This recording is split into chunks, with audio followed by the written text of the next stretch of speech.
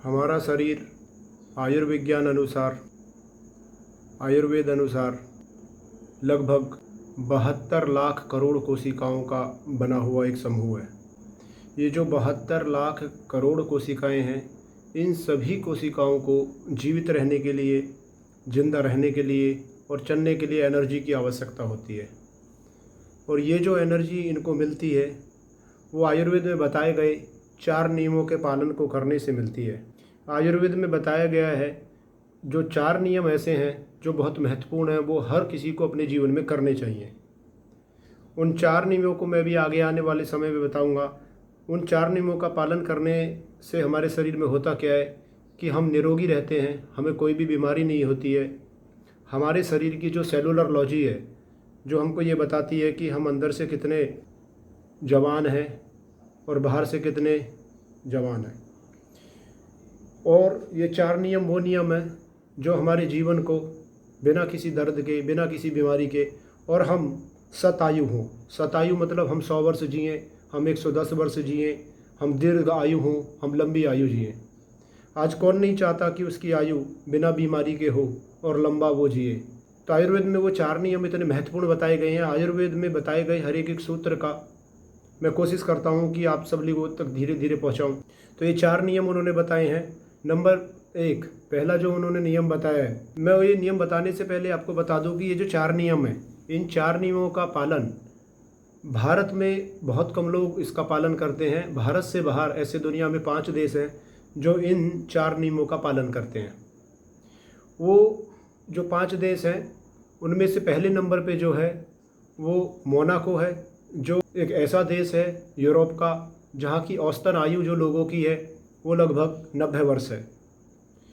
दूसरे नंबर पर जो आयुर्वेद के इन 4 सूत्रों का, 4 नियमों का पालन करते हैं वो जापान है। जापान के लोगों की जो औसतन आयु है वो भी लगभग 88 वर्ष है। उसके बाद तीसरे नंबर पे जो देश आता है वो सिंगापुर आता है। सिंगापुर के लोगों की जो औसतन आयु है उन 4 नियमों का, आयुर्वेद के 4 नियमों का पालन करने के बाद लगभग वो 85 वर्ष है। इसके बाद आता है दुनिया का एक और ऐसा देश जिसको सान मारिनो के नाम से दुनिया में जाना जाता है। वहाँ की जो औसतन आयु है वो 83 वर्ष है। फिर जो आयुर्वेद के 4 नियम हैं, इन 4 नियमों का पालन करने वाला दुनिया में आइसलैंड एक देश है। आइसलैंड के लोगों की भी जो औसतन आयु है वो भी 83 वर्ष है। लेकिन दुर्भाग्य इस बात का है कि हमारे देश में जन्मा आयुर्वेद, हमारे देश में पैदा हुआ आयुर्वेद, हमारे देश में ब्रह्मा जी के द्वारा रचित आयुर्वेद, हम हमारे जीवन में उसका उपयोग नहीं कर रहे हैं, उनके सूत्रों का पालन नहीं कर रहे हैं। और हमारे यहाँ की जो औसतन आयु है वो लगभग 68 साल बताई है कि यहाँ के जो औसतन आयु है वो 68 साल है। ऐसा क्या हो गया कि हमारे देश में जो हमारे ही नियमों का पालन नहीं किया जा रहा। अच्छा, वो जो 4 नियम हैं उन 4 नियमों की जानकारी मैं आपको देना चाहता हूँ। वो 4 नियम में बताया गया है कि जो हमारे, जैसे मैंने शुरुआत में बताया कि हमारे जो शरीर है 72 लाख कोशिकाओं का, 72 लाख करोड़ कोशिकाओं का बना हुआ है और हर एक कोशिकाओं को एनर्जी चाहिए। तो एनर्जी उसको जब मिलेगी जब हम वो 4 नियमों का पालन करेंगे।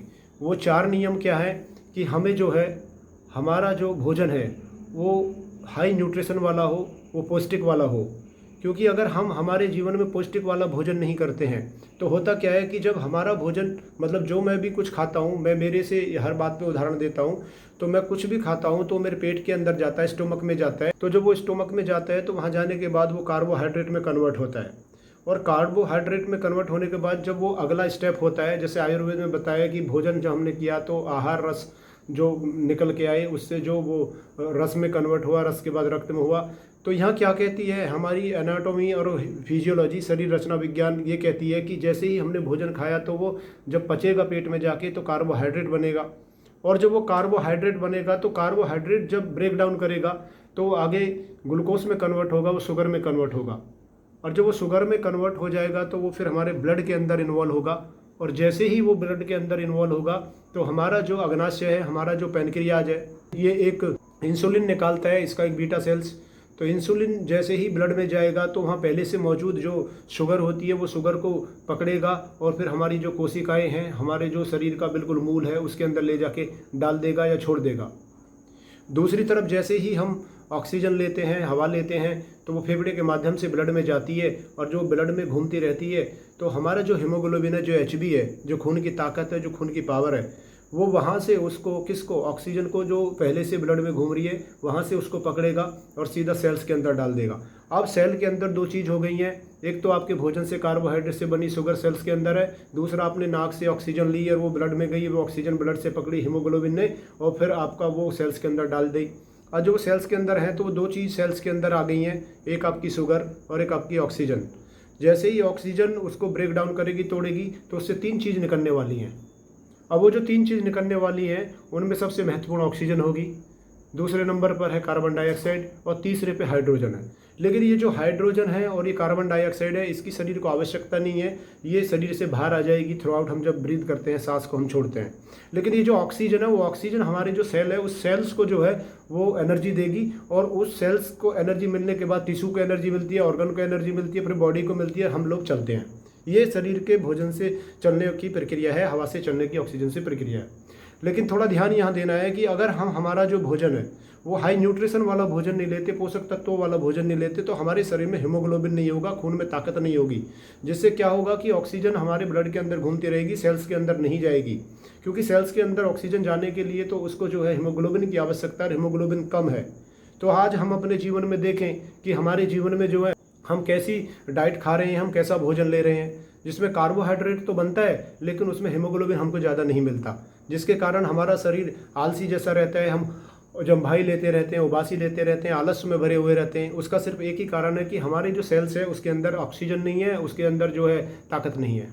तो एक तो ये ध्यान रखें कि हम हमारा भोजन आयुर्वेद के द्वारा बताए गए आहार मतलब भोजन को हम संतुलित रखें, जिसमें फ्रूट्स भी हों, सूखे मेवे भी हों, मौसम के अनुसार, सीजन के अनुसार, हरी सब्जियां हों, पत्तेदार हों, और सब्जी जो ज़्यादा गर्म नहीं करनी चाहिए, मैंने पहले भी बताया कई वीडियो में, उसको बस हाफ बॉइल ही करना चाहिए। सलाद होनी चाहिए, अंकुरित दालें होनी चाहिए। तो ये सब करने से जो है आपका शरीर में हाई न्यूट्रिशन जाएगा, तो आपका आहार अच्छा होना चाहिए, पोषक तत्व वाला होना चाहिए। दूसरे नंबर पे वो बात करते हैं कि आहार, और दूसरे पे बताते हैं वो नींद माने निद्रा। तो निद्रा कम से कम हमें हमारे जीवन में हमें निद्रा पूर्ण करनी चाहिए। निद्रा पूर्ण करने से होता क्या है कि हमारे शरीर में, यानी कि अगर हम रात को 9 बजे सो जाएं, सही नियम यही बताया आयुर्वेद में कि 9 बजे आप सो जाओ, सुबह जल्दी सूरज निकलने से 2.5 घंटे पहले आप उठ जाओ। तो 2.5 घंटे पहले मतलब वही 4 साढ़े 4 के आसपास आप उठ जाओ।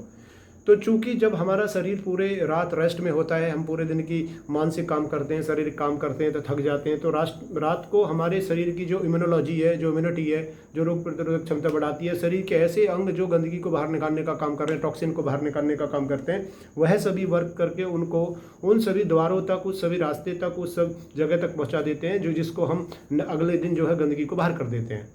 तो अगर नींद हमारी पूरी नहीं होगी, हम रात को लेट तक जागेंगे, तो वो टॉक्सिन हमारे शरीर में जमा होंगे, और जब टॉक्सिन जमा होंगे तो हमारे अंग अच्छे से काम नहीं करेंगे और हम धीरे धीरे अंग हमारे बीमार हो जाएंगे और हमारा शरीर पूरा बीमार हो जाएगा। तो सोचो और कल्पना करो, अगर हम ज़्यादा बीमार रहेंगे, हमारे टॉक्सिन गंदे रहेंगे, हमारे टॉक्सिन जो है हमारे शरीर गंदा रहे, शरीर के अंदर टॉक्सिन जमा रहेंगे, तो कैसे हम लंबी आयु जिएंगे। तो बीमार व्यक्ति तो लंबी आयु कैसे जी सकता है, दीर्घ आयु कैसे जी सकता है। तो निद्रा। दूसरा उन्होंने बताया कि व्यायाम, वो ये कहते हैं कि आपको अपना काम स्वयं करना चाहिए, फिजिकल वर्क। वो कहते हैं कि व्यायाम एक अपना जगह है, लेकिन आपका डेली का, रोज़मर्रा का आपके जो काम है वो आप कोशिश करो कि आप रोज़ जो है फिजिकल वर्क करो, हर एक एक्टिविटी आप अपने शरीर से करो। तो इससे करने से क्या होता है, जब आप कोई भी फिजिकल वर्क करते हो तो आपका जो गहरी गहरी सांसें आती है, आप दौड़ भी लगाते हो, अपना काम स्वयं करते हो, तो गहरी सांसें लोगे तो वही बात होगी कि जो ऑक्सीजन है वो ब्लड के अंदर जाएगी और शरीर को ज़रूरत पड़ेगी किस चीज़ की, कि जब तक शरीर में ताकत नहीं होगी, आपको काम करने के लिए हाई न्यूट्रिशन की ज़रूरत होती है। बिना ताकत वाला आदमी कैसे काम करेगा, तो आप न्यूट्रिशन वाली चीज़ें खाएंगे, वही होगा कि आपका ब्लड बनेगा, ब्लड ऑक्सीजन को पकड़ेगा और ऑक्सीजन जो सेल के अंदर जाएगी, जो प्रक्रिया पहले बताई वही होगी। तो आपको जो है अपना काम स्वयं करना चाहिए। चौथी बात वो कहते हैं कि तनाव मुक्त रहिए, आप स्ट्रेस मुक्त रहिए। अगर आप तनाव करते हो, स्ट्रेस लेते हो, चिंता करते हो, तो आपका जो ब्रेन है इसमें जो न्यूरॉन्स हैं उसमें इन्फ्लामेशन होता है, स्वेलिंग आ जाती है, तनाव आ जाता है, ब्लड की सप्लाई अच्छे से नहीं होती, टॉक्सिन जमा होते हैं। धीरे धीरे जो तनाव है, जो चिंता है, वो आपको चिंतन की तरफ नहीं लेके जाता, वो आपको चिता की तरफ लेके जाता है। तो हमारे यहाँ तो पूर्वज लोग कहते आए हैं कि जो चिंता है वो चिता से भी बढ़ के होती है। तो आप ध्यान रखना, ये जो मैंने 4 नियम आयुर्वेद के बताए हैं, जिन पहले मैंने 5 देशों के लोगों को नाम लिया, मैंने 5 देश बताए कि सबसे पहले पे जो मैंने बताया कि मोनाको एक ऐसा देश है जहाँ की औसतन आयु लगभग 90 वर्ष है। दूसरे पे मैंने जापान बताया, तीसरे पे फिर मैंने सिंगापुर, चौथे पे मैंने सान मारिनो बताया, फिर ऐसे आइसलैंड बताया। यहाँ के लोग आयुर्वेद के इन सभी 4 नियमों का पालन करते हैं।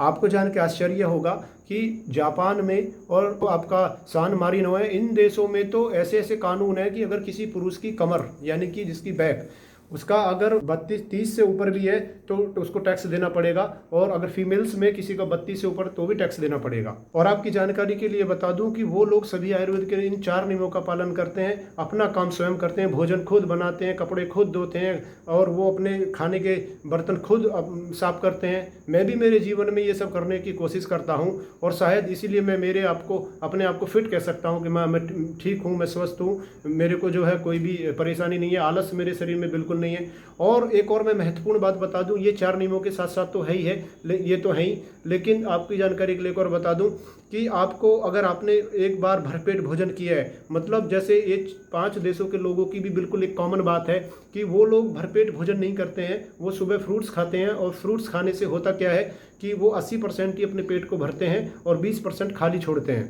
जिससे क्या होता है कि आपका दिमाग और आपका दिल अच्छे से काम करेगा।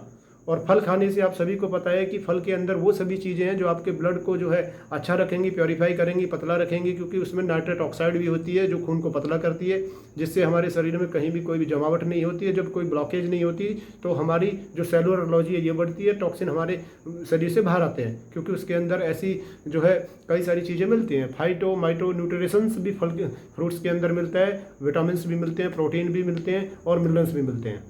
तो हमें ऐसा ही करना चाहिए कि हमेशा जो है एक बार आपने भरपेट भोजन किया तो उस भोजन के बीच में आप दूसरे भोजन कम से कम 8 घंटे का गैप हो। मान लो सुबह आपने 9 बजे भोजन किया तो फिर 5-6 बजे आपका भोजन हो।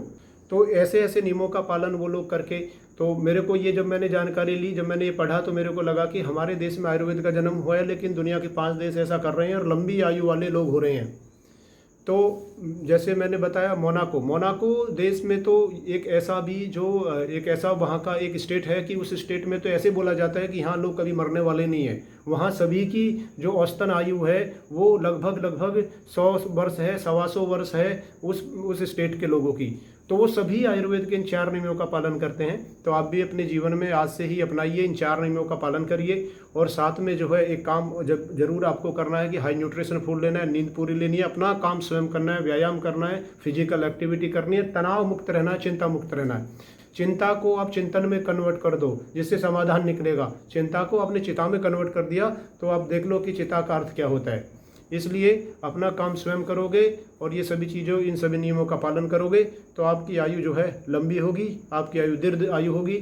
और इसके साथ साथ अभी लेटेस्ट जो एक आपने देखा भी होगा, शिवानंद स्वामी जी की उम्र 126 वर्ष है। अभी बताया गया कि दुनिया के सबसे ज़्यादा जीने वाले व्यक्ति हैं। उनकी जब मैंने बायोग्राफी पढ़ी तो उसमें यही सब बातें निकल के आई हैं कि वो भी अपने जीवन में वो अपना काम स्वयं करते हैं, स्वयं के लिए भोजन बनाते हैं, कपड़े खुद धोते हैं और रोज़ योग करते हैं, प्राणायाम करते हैं और नमक नहीं खाते, मीठा नहीं खाते और ज़्यादा कार्बोहाइड्रेट वाली चीज़ें नहीं खाते, हाई न्यूट्रिशन चीज़ें खाते हैं और रात को 9 बजे सो जाते हैं हर हाल में, सुबह 3 बजे उठ जाते हैं। तो ध्यान रखिए, आयुर्वेद के ये 4 महत्वपूर्ण नियम हैं जो आपको निरोगी रख सकते हैं, आपको खुश रख सकते हैं, आपको हेल्दी रख सकते हैं, आपको लंबी आयु जिया सकते हैं। तो शायद ही कोई होगा जो आज के जीवन में लंबा जीना नहीं चाहता होगा, शायद ही कोई होगा जो ये नहीं सोचता होगा कि मैं स्वस्थ रहूँ। तो आज के लिए बस इतना ही। जय गौ माता, वंदे गौ मातरम, जय आयुर्वेद, जय धन्वंतरी भगवान, जय राजीव भाई।